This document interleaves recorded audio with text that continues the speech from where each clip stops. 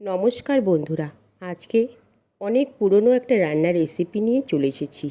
যে রান্নাটা আমার ঠাকুমা প্রায় করতেন আর বাড়ির সবাইকে চমকে দিতেন। সবাই বেশ মজা করে আমরা কিন্তু খেতাম।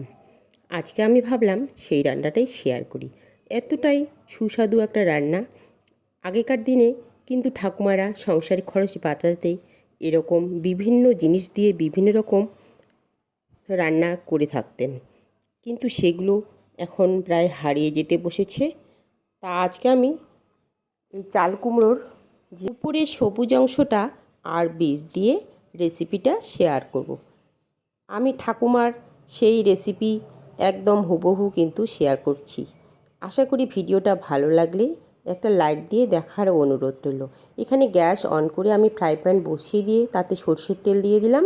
তেলের মধ্যে দুটো শুকনো লঙ্কা দিয়ে দিলাম। এখন শুকনো লঙ্কা দুটোকে লাল করে ভেজে নামিয়ে নেব। তারপর চাল কুমড়োর যে খোসাগুলো আছে সেগুলোকে দিয়ে দেব। আর চাল কুমড়োর খোসা মানে সবুজ অংশটা এরকম ছোট ছোট টুকরো করে কেটে নিয়েছি।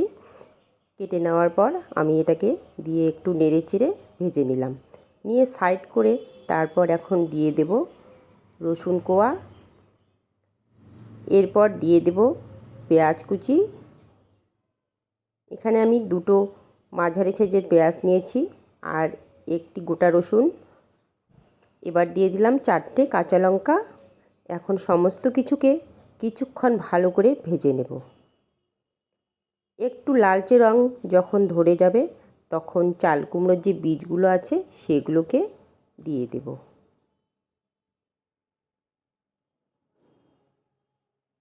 চাল কুমড়োর বীজ দিয়ে দেওয়ার পর আবারও একটু সমস্ত কিছুকে ভালো করে ভেজে নেব। চাল কুমড়োর বীজগুলো যেহেতু নরম তাই একটু আমি পরে দিয়ে দিলাম। এবার দিয়ে দিলাম এখানে পরিমাণ মতো লবণ আর দিয়ে দেব অল্প পরিমাণে একটু হলুদ। একদম সেম প্রসেসে কিন্তু আমি রেসিপিটা করে দেখাচ্ছি। লবণ হলুদ দেওয়ার পরে আবারও সমস্ত কিছুকে একটু ভালো করে ভেজে নেব। ভাজতে ভাজতে ঠিক যখন এরকম হয়ে যাবে তখন আমি নামিয়ে নেব। নামিয়ে নেওয়ার পর একটু ঠান্ডা করে নেব। আর ঠান্ডা করে নিয়ে তারপর আমি দিয়ে দেব মিক্সিং জারে। আর ঠাকুমা এটা কিন্তু শিলনোড়ায় বেটে করতো, তবে মিক্সিং জারের থেকে শিলনোড়ায় বেটে করলেই রেসিপিটা বেশি টেস্ট হয়। আপনারা চাইলে শিলনোড়ায় এটা বেটে করতে পারেন। আমি মিক্সিং জারে দিয়ে দিলাম। দিয়ে এখন সুন্দরভাবে পেস্ট করে নেব। পেস্টটা আমার রেডি হয়ে গেছে। পেস্টটাকে এখন আমি একটি পাত্রের মধ্যে নামিয়ে নেব। কতটা সুন্দর কালার এসেছে দেখতেই পাচ্ছেন। এখন একটি চামচের সাহায্যে আমি নামিয়ে নেব। আর এই রেসিপিটা যদি বাড়িতে বানিয়ে নেন দেখবেন এটা দিয়ে আপনার এক থালা গরম ভাত খাওয়া হয়ে যাবে। এতটাই সুস্বাদু একটা গ্যারান্টিযুক্ত রান্না।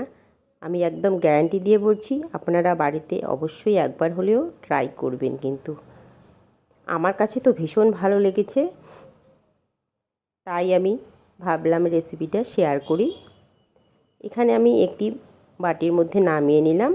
নামিয়ে নিয়ে প্রথমে যে শুকনো লঙ্কা দুটো ভেজে নিয়েছিলাম সেটা উপর থেকে দিয়ে দিলাম। আর একটি লঙ্কাকে এখন আমি ভেঙে এরকম উপর থেকে ছড়িয়ে দেব।